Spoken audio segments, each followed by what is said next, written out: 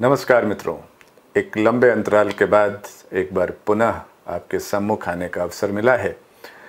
आप सब जानते हैं कि कोरोना के प्रभाव में हम सब लोग लॉकडाउन के एक तरह से आत्म मंथन और आत्मचिंतन के दौर से भी गुजर रहे हैं। ऐसे में तकनीक और प्रौद्योगिकी के सहारे हम लोग निश्चित रूप से अपने दोस्तों के साथ, साथियों के साथ, सिविल सेवा प्रतियोगियों के साथ एक राब्ता, एक संबंध निश्चित रूप से रख सकते हैं। और इसी क्रम में आज शुरुआत, मैं आज सुबह जब अखबार पढ़ रहा था तो जो कल भारत ने अपनी एफडीआई पॉलिसी में कुछ बदलाव करे हैं, इसको लेकर, और कल आपने अगर प्राइम टाइम डिबेट्स देखी हो तो उसमें कुछ चैनलों ने भी इस मुद्दे को उठाया। और ये बड़ा एक वाजिब और एक बड़ा माकूल एक विषय है जिस पर आप सब सिविल सेवा प्रतियोगियों को ज़रूर एक अपना दृष्टिकोण भी बनाना चाहिए और चीज़ों को समझने का प्रयत्न भी करना चाहिए। मैं धीरे धीरे इस विषय से संबद्ध सारी जो सतहें हैं वो आपके सामने खोलता हूँ, जिससे कि आप जो हमने ये जो टैगलाइन दी है कि भारत ने चीन को किया चित, आप इसके संपूर्ण विस्तार को, सारे आयामों को आप समझ पाएं। देखिए, आप इस बात से परिचित हैं कि हर देश आज भूमंडलीकरण के दौर में निवेश को लेकर बहुत, एक कहना चाहिए बहुत खुलापन, बहुत ही लिबरल, बहुत उदार एक नीति रखने को बाध्य है। और निवेश को लेकर तमाम तरह की समिट्स तक आप जानते हैं राष्ट्रीय अंतर्राष्ट्रीय स्तर पर होती हैं।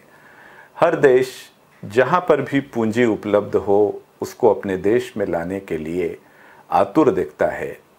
ऐसे में कल जो एफडीआई पॉलिसी में जो बदलाव आया, हालांकि उसमें कहीं पर भी चीन का नाम नहीं है, वो जिन देशों के साथ हमारी स्थल सीमाएं, लैंड बॉर्डर्स जो हमारे जुड़ते हैं, उन देशों को लेकर उस नीति में एक पक्ष दिखता है। लेकिन जो लोग अर्थव्यवस्था को समझते हैं, जो आज की इस परिस्थिति को देख रहे हैं, उन सब विश्लेषकों को पता है कि ये चीन केंद्रित ही नीति है जो आज के समय में बेहद ज़रूरी थी। चीन का व्यवहार, चीन की जो भी आर्थिक नीतियां हैं, उन सब को लेकर लंबे समय से एक पशोपेश की, एक असमंजस की स्थिति रही है। भूमंडलीकरण की इस पूरी प्रक्रिया में चीन शुरू में, क्योंकि एक साम्यवादी देश का उसके ऊपर टैग है, तो एक संकोची प्रकृति का देश माना गया। पर धीरे धीरे उसको जब लगा कि उसकी इकोनॉमी को इससे बहुत लाभ मिल सकता है, तो वो खुद भी डब्ल्यूटीओ में शामिल हुआ। भूमंडलीकरण की जो प्रतिस्पर्धा है उसमें कंधे से कंधा मिलाकर आगे उसने बढ़ना शुरू किया। और कुछ ही समय बाद जो बड़ी अर्थव्यवस्थाएं हैं, जो विकसित अर्थव्यवस्थाएं हैं, उनको ये समझ में आ गया कि चीन जिस तरह का अपारदर्शी एक नीतियों वाला देश है, लोकतंत्र, मानवाधिकार को अगर छोड़ भी दें आर्थिक संदर्भ में, तो आर्थिक नीतियों में भी जो उसकी बेहद ओपेक, बेहद अपारदर्शी जो नीतियां हैं, वो सभी देशों को कहीं ना कहीं विचलित, प्रभावित करती रही हैं। अब ऐसी परिस्थिति में आप एक परिदृश्य अभी इन दिनों का देखिए कि कोरोना वायरस, जो चीन, उसको अगर डोनाल्ड ट्रंप की भाषा में बोलें तो वुहान वायरस या चाइनीज़ वायरस वो नाम देते हैं। ये भी परीक्षा को लेकर अपने में एक विषय है जिस पर आप अपना अध्ययन ज़रूर कर रहे होंगे कि वायरसों का नामकरण कैसे होता है। और पुराने जो भी सार्स के कोरोना वायरस के और भी जो स्ट्रेन्स रहे हैं, उसको साइंस में, टेक्नोलॉजी में आपको ज़रूर पढ़ना चाहिए। खैर, वो चर्चा अभी नहीं लाते हैं, अभी अपने विषय से जुड़े रहते हैं। तो इस पूरे कोरोना वायरस में जहां चीन से ही समस्या प्रारंभ हुई, चीन के दो प्रमुख शहरों तक ही इसका प्रभाव रहा। बाकी चीन में ये उस विकरालता को नहीं प्रदर्शित करता हुआ दिखा जैसा कि आपको हज़ारों किलोमीटर दूर यूरोपीय देशों में या बाकी दुनिया में जो इसका आयाम दिख रहा है। अब इसको लेकर तमाम तरह के कयास हैं। एक बायो टेररिज्म की, बायो वॉरफेयर की बात है। इस कोरोना वायरस में एक जेनेटिक इंजीनियरिंग के माध्यम से कुछ HIV के स्ट्रेन्स डाले गए, ये तमाम तरह की आशंकाएं हैं। आजकल के आप जानते हैं सूचना क्रांति के दौर में खबरें द्रुत गति से पूरी दुनिया में फैलती हैं, तो उस सब पर तो खैर दुनिया आगे विमर्श करेगी और धीरे धीरे चीन को लेकर आप जानते हैं देशों के तेवर भी सख्त हो रहे हैं, क्योंकि जैसे जैसे हर देश अपनी तकलीफ को, अपनी पीड़ा का मूल्यांकन कर रहा है, तो वो पीछे उसके उत्तरदायी कारक के तौर पर चीन को निश्चित रूप से कहीं दोष देता है। दोष इसलिए नहीं कि वायरस तो देखिए कहीं से भी ओरिजिनेट हो सकता है और कोई भी देश इसका स्रोत बन सकता है, लेकिन अगर ये कोई प्रयोगशाला में किया जाने वाला कोई भविष्य में किसी जैविक लड़ाई का कोई स्रोत था जो दुर्घटनावश या अनियंत्रित स्थितियों में बाहर निकल गया, या इसके पीछे कोई सायास चीन का प्रयत्न है, ये सब चीज़ें तो खैर भविष्य में सामने आएंगी। लेकिन इस पूरी विपदा का जो मूल कारण है चीन, उस चीन ने कहीं ना कहीं अपने आप को इस विपदा में सबसे अधिक बचाने में जो सफलता प्राप्त की, उसके पीछे बहुत सारे कारण हैं। चीन का साम्यवाद, वहाँ पर जिस तरह की निरंकुश नीतियाँ हैं, वहाँ पर लॉकडाउन में रहने के लिए या धर्म स्थलों में न जाने के लिए सरकार बहुत अनुनय विनय की नीति नहीं अपनाएगी। वहाँ एक आदेश आएगा और उसकी अवज्ञा करने वाला फिर कोरोना वायरस से पहले चीनी सेना की गोली से ही अपने इष्ट को प्राप्त होगा। तो इस परिस्थिति में एक आकलन ये भी हो रहा है कि आप देखिए चीन इस पूरी समस्या के बाद उसका जो बाजार है, मैं इकॉनमी के जो सबसे जल्दी जहां पर प्रभाव के आपको स्तर दिखते हैं, जीडीपी में इस पूरे लॉकडाउन और आर्थिक निष्क्रियता के बाद किस देश के ऊपर क्या प्रभाव पड़ेगा, कब तक पड़ेगा, ये तो भविष्य के गर्भ में है। ये तो शायद हमें 2, 3, 4, 5 साल बाद इसका आकलन होगा। लेकिन सबसे बड़ा इंडिकेटर किसी भी समस्या का इकॉनमी के ऊपर क्या इम्पैक्ट है, वो वहाँ का बाज़ार होता है। मैं शेयर बाज़ार की बात कर रहा हूँ, जो एक तरह से एक मिरर माना जाता है उस समय की आर्थिक गतिविधियों का। तो आप देखिए कि भारत का शेयर बाज़ार करीब करीब 30% इस पूरे आपात समय में गिरा। यही स्थिति कमोबेश दुनिया के हर बड़े शेयर बाज़ार की है। यानी हर देश की इकॉनमी पर इसका बहुत डीप रूटेड इम्पैक्ट है, क्योंकि ये खुली अर्थव्यवस्थाएं हैं, पारदर्शी शासन और गवर्नेंस यहाँ पर आपको दिखता है। बाज़ार धड़ाधड़ गिर रहा है, लेकिन बाज़ार को बंद करना तो दूर, भारत में शेयर बाज़ार का जो समय है उस समय को भी कम नहीं किया गया। ये एक विश्वास निवेशक को हमेशा होना चाहिए कि भारत जैसे देश में या अमेरिका में या यूरोपियन बाज़ारों में कभी भी कृत्रिम रूप से, जो लेजर फेयर की मूल नीति है, कृत्रिम रूप से राज्य कोई भी बीच में हस्तक्षेप नहीं करेगा। लेकिन आप चीन के यहाँ देखिए क्या हुआ। चीन ने पहले तो उनका एक ल्यूनर न्यू ईयर का जो छुट्टी होती है वो चल रही थी, जब जनवरी में वहाँ कोरोना का प्रकोप जब बढ़ा, उसके बाद चीन लंबे समय तक अपने शेयर बाज़ार को बंद रखता है। बंद इसलिए कि वो अगर खोला जाता बाज़ार उस समय, तो उसकी दुर्गति भी वही होती जो बाकी देशों में बाज़ारों की हुई। उसके बाद जब लंबी छुट्टी के बाद बाज़ार खोला उन्होंने, तो उसके बाद उसमें उन्होंने शॉर्ट सेलिंग नाम की एक प्रक्रिया होती है। शॉर्ट सेलिंग का मतलब है कि आप मंदी का रुख रख के आप बाज़ार में एक नकारात्मकता या पेसिमिज्म को आप जनरेट करते हैं। तो उसने शॉर्ट सेलिंग को बैन कर दिया, आप शॉर्ट सेलिंग कर ही नहीं सकते। ये सारी बातें इसलिए आपको बता रहा हूँ कि आप समझ सकें कि वायरस को रोकने को लेकर, उसके बारे में सूचना छुपाने को लेकर, ये सारे आरोप आप अगर एक तरफ रख दें, तो उसके बावजूद चीन ने अपनी इकॉनमी को एक तरह का बहुत मोटा एक प्रोटेक्शनिज्म या संरक्षणवाद का एक जाल उसके चारों ओर डाल दिया, जिसके कारण उसका जो कैपिटल बेसिस है वो बना रहा। अब इसी पृष्ठभूमि से हम इस विषय में आगे बढ़ सकते हैं, इसलिए आपको इतनी सब बातें बताई।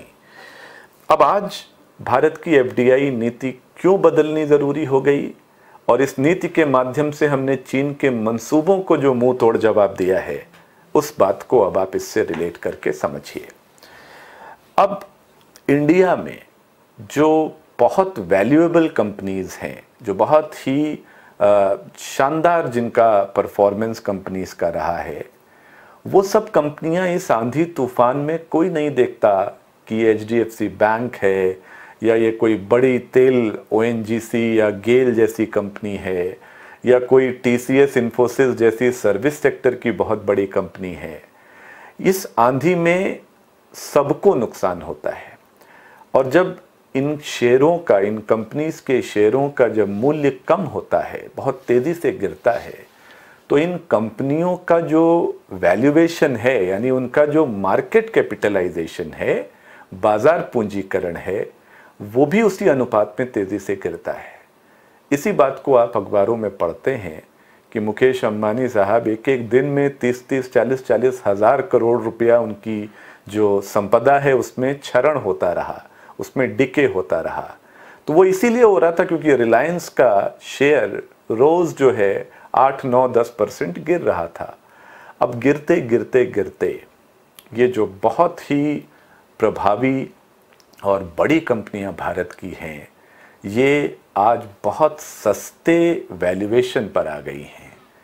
अब इसका चीन जैसा देश लाभ उठाकर अब बहुत औने पौने दाम पर जब इनके शेयर्स आ जाएं ऐसी कंपनियों के, जो अगले 1-2 साल में ही बहुत तेज़ी से वापस अपने मूल स्वरूप में आएंगी, इन कंपनियों में निवेश करने को लेकर, और इसके अलावा भी जो स्टार्टअप्स बड़े बड़े हैं या जो बहुत अच्छे से आगे बढ़ सकते हैं, उन कंपनियों में अपने अंशधारिता को बढ़ाकर अपने स्वामित्वकारी स्थिति को मजबूत करने का एक अवसरवादी रवैया, एक अपॉर्चुनिस्टिक एक एटीट्यूड, ये चीन का दिखा है। और इसकी शुरुआत हुई जब चीन ने उनके जो सरकारी बैंक है पीपल्स बैंक ऑफ चाइना, इसने अब से 2-3 दिन पहले एचडीएफसी बैंक, जो कि प्राइवेट सेक्टर में सबसे मजबूत बैंक है भारत का, उसमें 1 करोड़ से अधिक शेयर खरीदने की सूचना आई। तुरंत भारत सरकार मामले की गंभीरता को समझते हुए अपनी एफडीआई पॉलिसी को बदलती है। भारत की एफडीआई नीति आप सब लोग परिचित होंगे, मैं एक बहुत ब्रीफ में आपको बता देता हूं। एफडीआई भारत में अभी नीतिगत तौर पर अगर देखें तो 3 स्तरों पर, 3 आधारों पर आता है।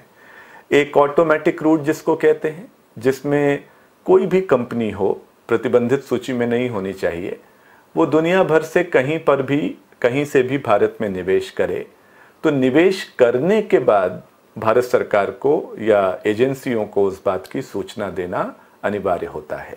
निवेश में कोई बाधा नहीं, आप स्वचालित रूप से भारत में निवेश कर सकते हैं। इसमें भी पुनः वर्गीकरण है। कुछ क्षेत्र हैं जहां पर आप ऐसे स्वचालित रूट से 100% तक आप निवेश कर सकते हैं, और कुछ अलग अलग सेक्टर्स की इंपॉर्टेंस को लेकर ये सीमा 26%, 49% भी दिखती है।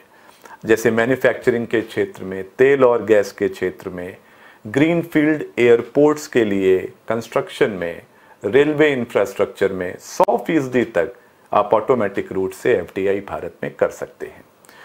Defence, broadcast, print media, aviation, ये सब नियंत्रित क्षेत्र हैं थोड़े से, और इनमें कुछ में 26 और कुछ में 49% तक ऑटोमेटिक रूट से निवेश की व्यवस्था है। रिस्ट्रिक्टेड रूट, यहाँ पर सरकार की पूर्व अनुमति के बाद ही आप भारत में एफडीआई ला सकते हैं, यहाँ पर निवेश कर सकते हैं।